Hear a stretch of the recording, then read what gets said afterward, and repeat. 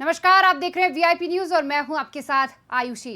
छत्तीसगढ़ में लगातार प्रशासन की लापरवाही की वजह से लोगों की जान जा रही है। कुछ दिन पहले अशोका बिरयानी में भी 2 लोगों की जान गई थी और फिर से कवर्धा में ओवरलोडिंग की वजह से 19 लोगों की जान गई। क्या जान जाने के बाद प्रशासन की नींद खुलती है और फिर इसके बाद इन मामलों में प्रशासन की ओर से कार्रवाई की जाती है? क्या प्रशासन जब तक किसी की जान नहीं जाती तब तक नहीं जागता? एक बड़ा सवाल ये भी उठता है कि क्या प्रशासन को इन हादसों से पहले सतर्कता बरतनी चाहिए या नहीं बरतनी चाहिए? चलिए आज हम इसी पर चर्चा करेंगे। हमारे साथ जो है हमारे मेहमान जुड़ चुके हैं। अमरजीत जी हैं भाजपा प्रवक्ता, आशीष यादव जी हैं कांग्रेस प्रवक्ता और दुलारे अंसारी जी हैं ब्यूरो चीफ छत्तीसगढ़ से।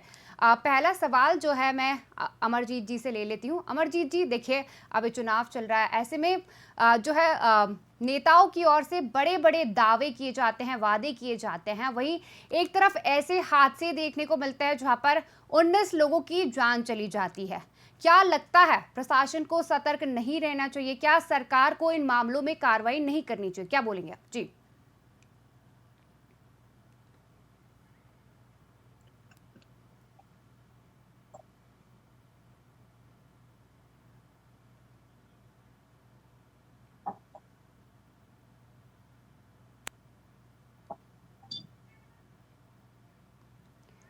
अमरजीत जी, आपकी आवाज हम तक नहीं पहुंच पा रही है।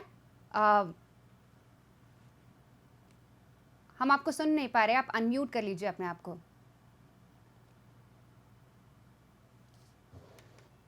हेलो जी अमरजीत जी, सुन पा रही हूँ मैं आपको जी। जी, जिस तरह से आपने कहा कि दो घटनाओं को लेकर जिक्र किया। एक तो अशोका बिरयानी की घटना का आपने आरंभ में उल्लेख किया था और उसके साथ ही कवर्धा में जो घटना घटी है, जी मैं कवर्धा की घटना को लेकर अपनी ओर से शोक संवेदना व्यक्त करना चाहूंगा और साथ ही इस पूरी घटना को लेकर सिर्फ राज्य सरकार ही नहीं, केंद्र सरकार ने भी इस विषय को संज्ञान में लिया है। इससे परिलक्षित होता है कि हम इस घटना को लेकर सिर्फ शोक संवेदना व्यक्त ही नहीं कर रहे हैं, बल्कि इसमें जो घटनाओं के पीछे जो कारण निकल कर आ रहे हैं उन कारणों को भी सुधारने की और हम आगे बढ़ने का प्रयास कर रहे हैं। आपने देखा होगा कि किस तरह से देश के यशस्वी प्रधानमंत्री माननीय नरेंद्र मोदी जी ने शोक संवेदना व्यक्त की। देश के महामहिम राष्ट्रपति जी ने पूरे मामले को लेकर शोक संवेदना व्यक्त की और हमारे प्रदेश के मुख्यमंत्री जी के साथ ही गृह मंत्री जी उस क्षेत्र में गए, वहां के लोगों के साथ उन्होंने मुलाकात की और शोक संतप्त परिवारों के साथ उन्होंने ढाढ़स बंधाते हुए अपनी शोक संवेदना व्यक्त की थी। अब मैं बताना चाहूंगा कि किस तरह से उस क्षेत्र की विधायक भावना बोहरा जी भी पूरे समय वहां रही और उन्होंने बच्चों की शिक्षा से लेकर बच्चों के विवाह तक की जिम्मेदारी भी खुद ली है। तो ये सारी चीजें इंगित करती कि हम पूरे मामलों को लेकर बहुत संवेदनशील है और इस तरह की घटनाओं को लेकर सरकार आने वाले समय में इस तरह की घटनाओं की पुनरावृत्ति ना हो, इसके लिए हम प्रयासरत है। और रहा सवाल कवर्धा की घटना का, तो आपने देखा होगा कि इस घटना में मूल रूप से कारण था कि वो उस गाड़ी का ब्रेक फेल होना, फिर गाड़ी का ड्राइवर गाड़ी से 2 अन्य लोगों के साथ कूद गया था। तो ये जो दुर्घटना थी वास्तव में दुखदायी घटना है और इस घटना को लेकर हम पूरी संवेदना व्यक्त करते हैं और मैं समझता हूँ कि इस पर बहुत ज्यादा हमको राजनीति भी नहीं करनी चाहिए, क्योंकि सड़कों का विषय है या दुर्घटनाओं का विषय ये बहुत संवेदनशील विषय होता है और इसमें शोक संतप्त परिवार अपने परिवार को खो देता है और निश्चित ही सरकार इस दिशा में आगे पहल करेगी। आरटीओ से लेकर और जितने मामले हैं जहां कसाहट लाने का विषय आएगा उसमें सरकार हर स्तर पर जांच भी करेगी और जहां लगेगा वहां पूरी सुधार की आवश्यकता को भी परिलक्षित चलिए, करेगी। आशीष जी भी हैं हमारे साथ। आशीष जी, देखिए विपक्ष में आप लोग की सरकार बैठी हुई है, ऐसे में इतनी बड़ी घटना हो जाना, क्या लगता है आपको इन मुद्दों पर आवाज नहीं उठानी चाहिए? जी जी देखिए, भारतीय जनता पार्टी जो है पूंजीवादियों की सरकार है। अभी कुछ दिन पहले देश के प्रधानमंत्री जी से अंजना ओम कश्यप जी ने पूछा कि इकोनॉमिक टाइम्स की एक रिपोर्ट आई है कि देश में गरीब से गरीब लोग गरीब होते जा रहे हैं और अमीर लोग और अमीर होते जा रहे हैं। उसमें देश के प्रधानमंत्री ने कहा उसके सर बोलने दीजिए। सर आपकी बात मैंने पूरी सुनी, मुझे बोलने दीजिए। किस विषय को लेकर आप मुद्दों पर बात करेंगे तो मैं डिबेट मैं इस करूंगा। मुद्दे पे ही बात करने आ रहा हूँ सर, इस मुद्दे पे बात करने आ रहा हूँ। अगर आप सुन सकते हैं तो सुन लीजिए। इस मुद्दे पे मैं बात करना चाहता हूँ आशीष कि जी भारतीय जी जनता पार्टी मजदूरों के खिलाफ किसानों के खिलाफ कोई संवेदनशीलता नहीं रखती है। किस आप तरफ जा रहे देखिए, हैं ये? किस तरफ जा रहे हैं ये? अमरजीत ये जी किस से दिशा बात में जा सुन रहे लीजिए, हैं आप ये? वरिष्ठ इनको कार्य प्रवक्ता हैं, बात सुनने की चाहिए। 5 आशीष जी मिनट में देखिए, आप 2 मिनट मुझे बोलने जी जा रहे हैं। आप मेरे 2 मिनट बात सुन लीजिए। नहीं, अंजना ओम आप तो कश्यप, विषय प्रारंभ कहाँ से कर रहे हैं? कहाँ आशीष जी पहुंच रहे हैं? जी कभी पति, आप तो कभी कहाँ से खत्म किसान। किया, मैं इतनी शुरू कर बड़ी रहा हूँ। घटना घटती, आपको संवेदना व्यक्त करना नहीं आ रहा? सर, 19 आप लोग परिवार के मृत हो करने के गए लिए हैं। उस आपने बताया परिवार कि के देश साथ के कितना होगा? प्रधानमंत्री जी ने धन्यवाद व्यक्त की। संवेदना व्यक्त मैं करने की जगह राजनीति कर रहे हैं, नहीं पूंजी बता रहा, पार्टी किसानों का आप बोल आगे रहे सुनने की इच्छा रख लीजिए। आप ये हैं। बताइए, अमरजीत जी देखिए, मैं आपके पास एक भी आऊंगी, पहले मैं उनकी एक बार बात सुन लूं, फिर उसके बाद में। लेकिन आयुषी जी ये बताइए, सर, इतना सुन दुखदायी लीजिए विषय बात, है, हम इस मामले में शोक आवाज संवेदना व्यक्त कर रहे हैं, लेकिन ये कहाँ पूंजीपतियों, कहाँ कीजिए, किसानों, आप बात सुन कहाँ लीजिए। आप मुझे संवेदना व्यक्त करना मत सिखाइए, आप बात सुन लीजिए। आप मेरे को ये बताइए, बता रहा हूँ, डिबेट किस विषय पर है? आशीष अरे आप सर, जी जी, मुद्दे पर बात कीजिए आप आप, आशीष जी देखिए। रखते हैं, भारतीय जनता पार्टी के लोग सुनने की क्षमता रखते हैं, तो सुनिए। सीधी सीधी सुन बात है, लीजिए, विषय पर तो बोलिए, आप विषय पे बोलना ही नहीं चाहते। विषय पे बोलने देंगे आप तब तो बोलूंगा। आपने तो किसानों के लिए अमरजीत जी, कहा, आशीष जी देखिए, आप लोग शांत रहेंगे तभी साहब, ये डिबेट आगे चल पाएगी अच्छे से। आशीष जी प्लीज, आपसे सवाल किया था, आप जवाब दीजिए जी। मैं ये कहना चाहता हूं, कवर्धा में जो 19 लोगों की दुखद दुर्घटना हुई है, उस दुर्घटना के पीछे क्या कारण है?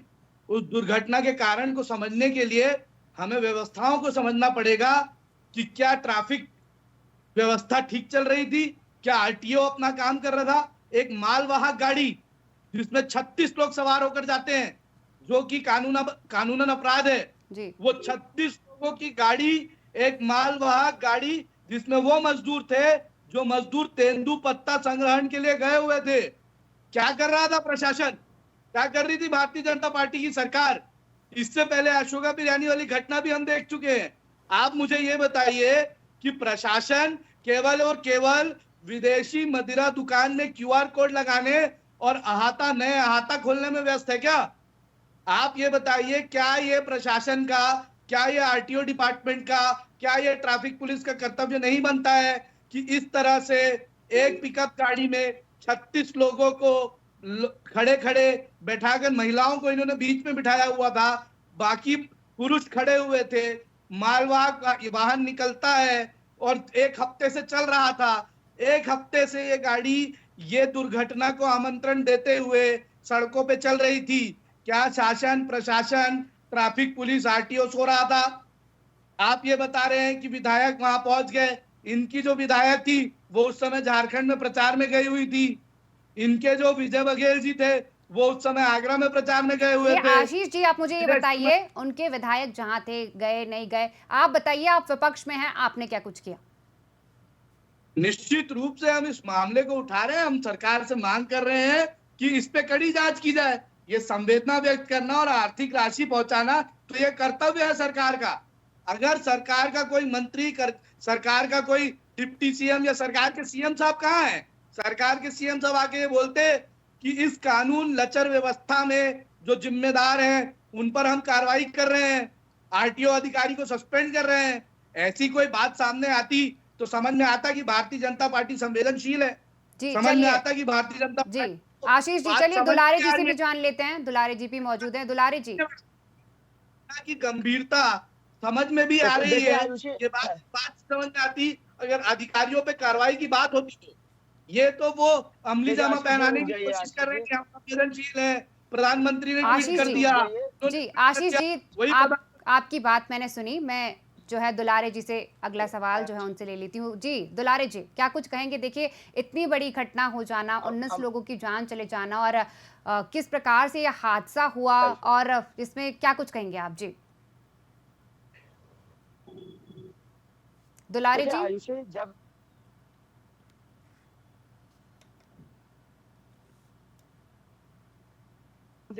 जब यहाँ की समस्या मणिपुर के लिए संवेदना क्यों बीजेपी ने व्यक्त नहीं की, पहला मेरा सवाल एकदम साफ तौर पर।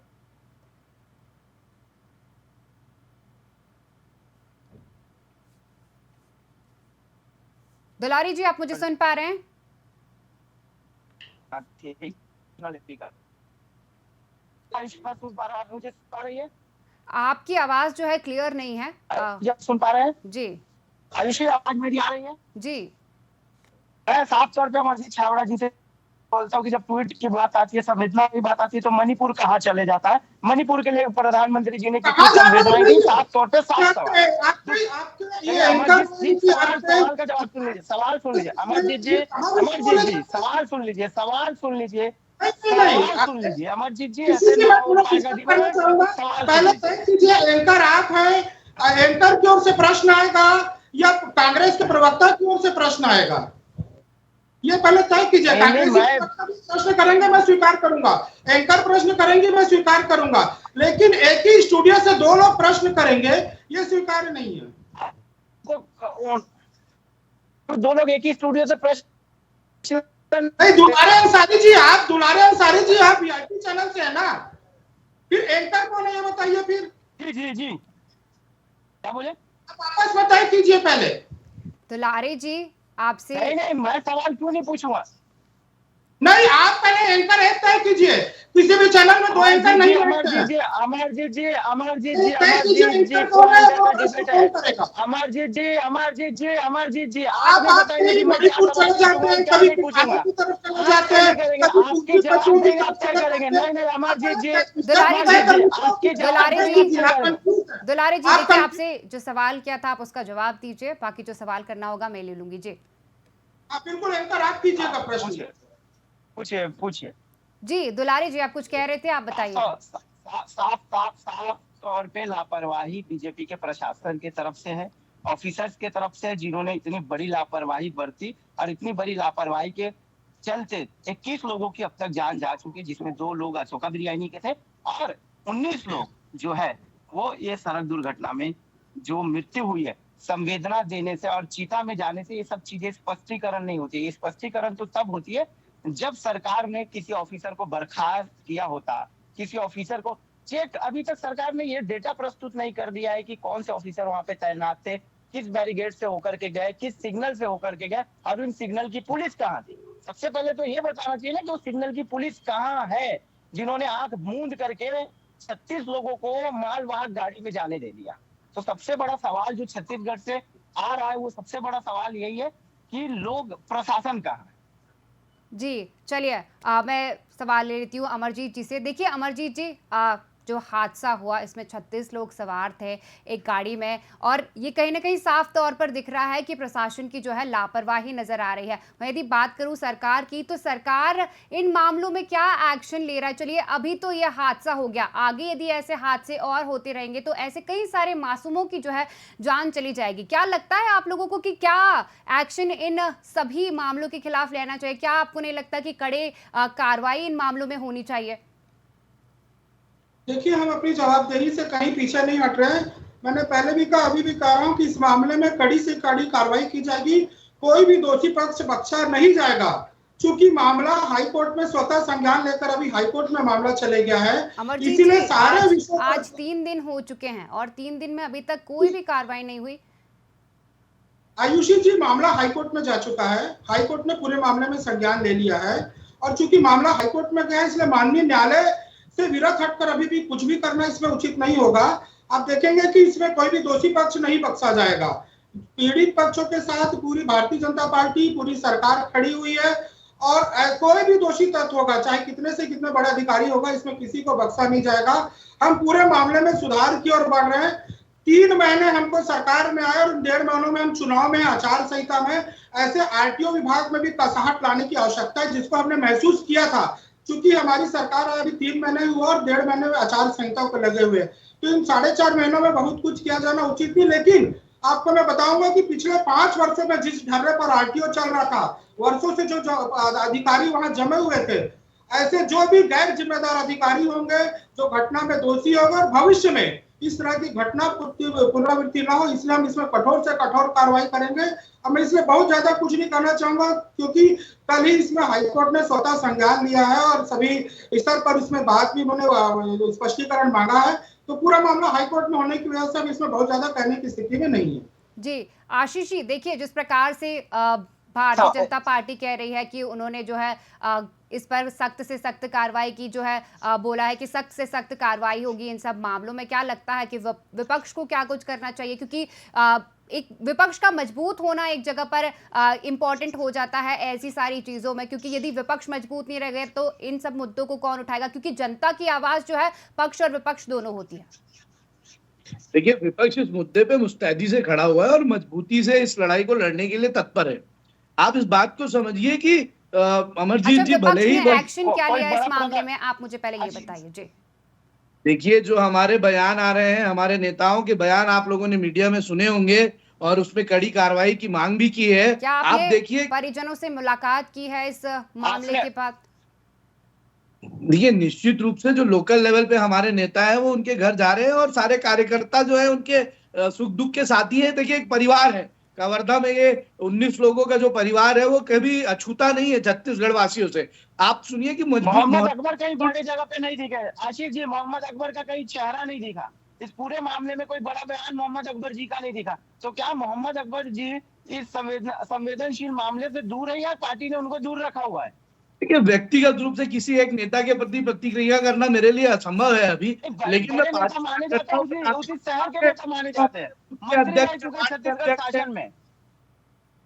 नहीं, निश्चित रूप से छत्तीसगढ़ शासन में वो मंत्री रहे हैं। अभी जो है जो भूमिका राज्य शासन को निभानी है, मैं सब लगातार नेताओं का भाषण सुन रहा था। मैंने विजय बघेल जी की बात सुनी, मैंने विजय शर्मा जी की बात सुनी, मैंने बोरा जी की भी बात सुनी। आप इनके भाषणों को देखिए, इनके बयानों को देखिए, ये इस बात पे किसी भी एंगल पे शासन और सरकार इस एंगल पे है ही नहीं कि कहीं कोई चूक हुई है, कहीं कोई गलती हुई है, कहीं कोई लापरवाही हुई है। जो भाषण इनकी बातों से समझ में आ रहा है, जो इनके बयानों से समझ में आ रहा है, वो तो ये है कि एक घटना हुई है, इस पे हम संवेदना व्यक्त करते हैं। निश्चित रूप से इस बात की गंभीरता को समझने की जरूरत है। जब दीपक बैस जी ने सबसे पहले, जो हमारे प्रदेश के अध्यक्ष हैं, उन्होंने बयान दिया, सबसे पहली बात उन्होंने ये कही कि मालवाहक गाड़ियों में 36 लोगों को लेकर जाना एक कानूनन अपराध है और ये अपराध होते हुए प्रशासन कैसे सह रहा था।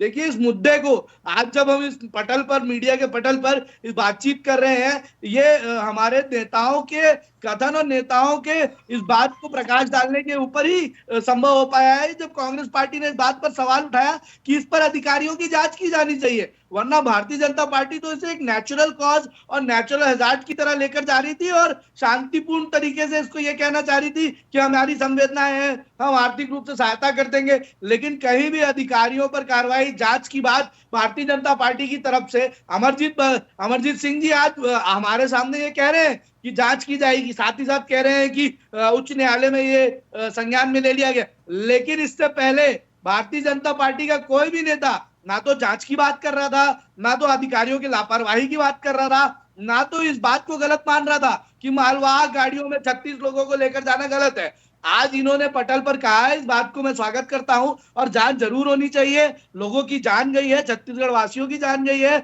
ये परिवार है छत्तीसगढ़ का। और कांग्रेस पार्टी का हर कार्यकर्ता और नेता इस बात को उठा रहा है। और जब बस्तर में नक्सली मुठभेड़ होते हैं तो आप तुरंत कमेटी गठित कर देते हैं कि मामले की जांच हो। अपने कवर्धा वाले मामले में कितने लोगों की कमेटी गठित की?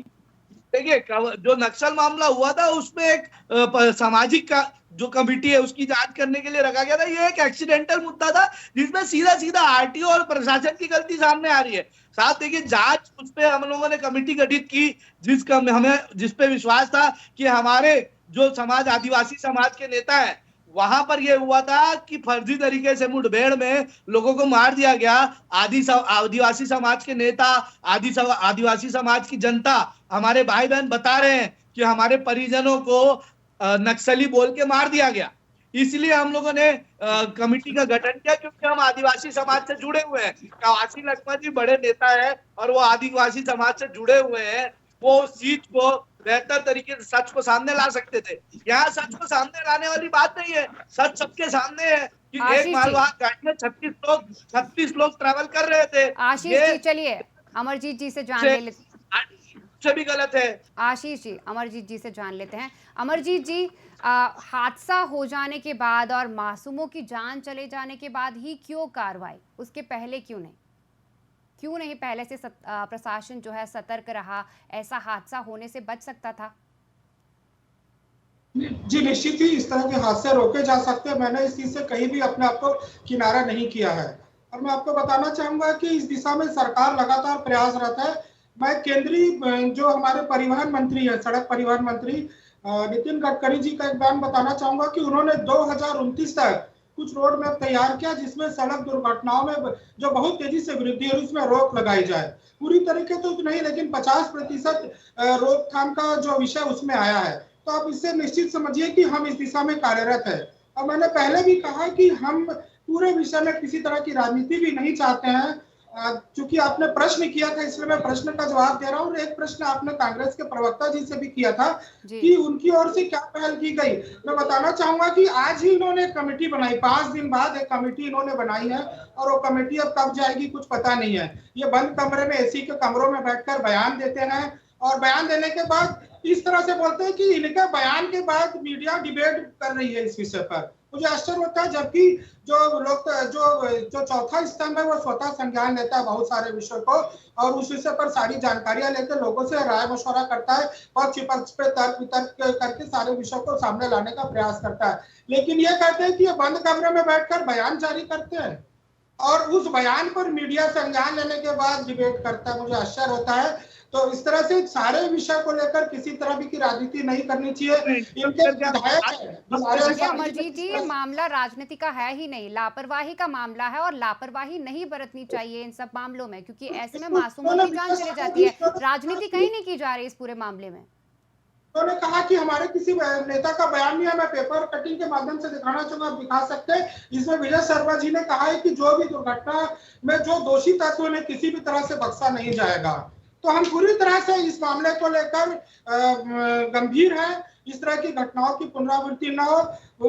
बहुत बड़ी संख्या में जो जाने गई है और खासकर बैगा आदिवासी जो कि राष्ट्रपति द्वारा संरक्षित परिवार है, ऐसे परिवारों का जाना और दुखदायी विषय है। मैं फिर से कहना चाहूंगा कि पूरा मामला हाईकोर्ट में चूंकि जा चुका है, लेकिन इसके पीछे के जो भी दोषी तत्व है किसी भी तत्व को बख्शा नहीं जाएगा। कोई कितना बड़ा भी अधिकारी हो, किसी भी तरह का स्तर हो। और आने वाले समय में हम सभी की जिम्मेदारी है, क्योंकि रोड एक्सीडेंट में बहुत सारी लापरवाहियों में हम भी दोषी होते हैं। सीट बेल्ट से लेकर हेलमेट से लेकर ऐसे बहुत सारी दुर्घटनाएं हम शहरों में भी देखते हैं और शहरी क्षेत्रों में, राजधानी में भी देखते हैं। मुझे लगता है कि आपके चैनल के माध्यम से मैं ये कहना चाहूंगा कि हमें रोड के मामले में पूरी सेफ्टी रखनी चाहिए, शासन प्रशासन को भी सहयोग करना चाहिए और दुर्घटनाओं से एक परिवार को जो दुख सहना पड़ता है उस दुख की पुनरावृत्ति ना हो, इसके लिए हम सभी सचेत रहे। जी चलिए आशीष जी, देखिए इन सभी मामलों में कहीं ना कहीं ऐसा लगता है मुझे कि पक्ष और विपक्ष यानी राजनीति इन मामलों में नहीं होनी चाहिए। इन मामलों में क्या होना चाहिए, सभी मिलजुल कर जो है इन सभी से निपट सकते हैं, चाहे वो कांग्रेस हो, चाहे वो बीजेपी हो या कोई भी हो, क्योंकि ऐसे में मासूमों की जान चले जाना और ऐसे में इन मामलों में राजनीति करना सही नहीं होता है। क्या कहेंगे आप कि यदि आपकी सरकार होती तो इस पर क्या कुछ कार्रवाई करते आप? निश्चित रूप से ये दुख का विषय है, बहुत ही दुर्भाग्यपूर्ण घटना है ये। और हमारा अभी इस बात पर राजनीति करने का कोई उद्देश्य नहीं है। हमारा उद्देश्य ये है कि सरकार सजग रहे, सरकार अपना कार्य करे, प्रशासन अपना कार्य करे। जो लोग इस घटना के होने में जिम्मेदार थे, देखिए हमने इस बात को समझा है, घटना के एक हफ्ते से ये लोग जो है तेंदुपत्ता संग्रहण के लिए आना जाना कर रहे थे। एक हफ्ते से मालवाहक गाड़ियों में इस तरह से लोगों को ले जाया जा रहा था। तो जो जिम्मेदार अधिकारी हैं, जो जिम्मेदार परिवहन के लोग हैं, उन लोगों को इस बात की जिम्मेदारी का एहसास होना महत्वपूर्ण है। ये उनका कार्य था कि इस तरह की घटना ना हो, उसको देखना इस बात का प्रशासन का, आरटीओ का ये कार्य है। हम सिर्फ ये कहना चाहते हैं कि सरकार सजग होकर, अधिकारी सजग होकर अपने कार्यों को करें और विपक्ष की ये जिम्मेदारी बनती है कि अगर ऐसा नहीं होता है, कहीं अपने कर्तव्यों से, निर्वाहन से अनदेखी की जाती है किसी अधिकारी की या शासन द्वारा, तो हम उस आवाज को उठाएं, उस बात को सामने रखें, उस बात को मुखरता से कहें। वही हम कर रहे हैं। हमारी संवेदनशीलता निश्चित रूप से पूरी तरह, जो दुर्भाग्यपूर्ण परिवार है, दुर्भाग्यपूर्ण घटना हुई है परिवार के साथ, हम उसके साथ खड़े हैं। निश्चित रूप से हम सरकार का भी साथ देंगे। अगर सरकार इन बातों को गंभीरता से लेते हुए कार्रवाई करेगी, इन बातों को गंभीरता से उतनी ही सजग होकर इस पर निर्णय लेगी, तो हम सरकार का साथ निश्चित रूप से देंगे। जी और राजनीति परे है और लोगों की जान जाना, परिवारों का जीवन जाना एक अलग विषय है। और निश्चित रूप से कांग्रेस पार्टी इतनी संवेदनशील है कि भारतीय जनता पार्टी का इस बात पे साथ देगी अगर वो कार्रवाई ऐसे करेंगे तो। जी, चलिए आखिरी प्रतिक्रिया जो है मैं आप सभी से ले लेती हूँ। देखिए अमरजीत जी, एक जानवर को यदि जीने की वो दी जाती है कि वो अपना जीवन अच्छे से व्यतीत कर सकता है, तो इंसानों के लिए भी ऐसा लागू होता है और इंसान भी जो है अपना जीवन अच्छे से व्यतीत करे, इसके लिए सरकार जो है लगातार उनके लिए काम करती है। क्या लगता है इन हादसों में कब तक रोकथाम होगी?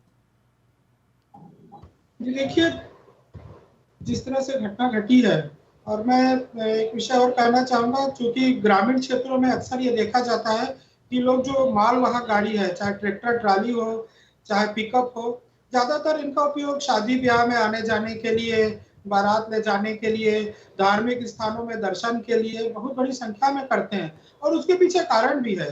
होता क्या है कि ग्रामीण क्षेत्र में लोग अपने आसपास के लोगों से चर्चा करके कहीं जाने का जब प्लान करते हैं, तो उन्हीं के बीच का कोई व्यक्ति होता है जिनकी कोई गाड़ी होती है, उस गाड़ी में वो लोग सवार होकर जाते हैं।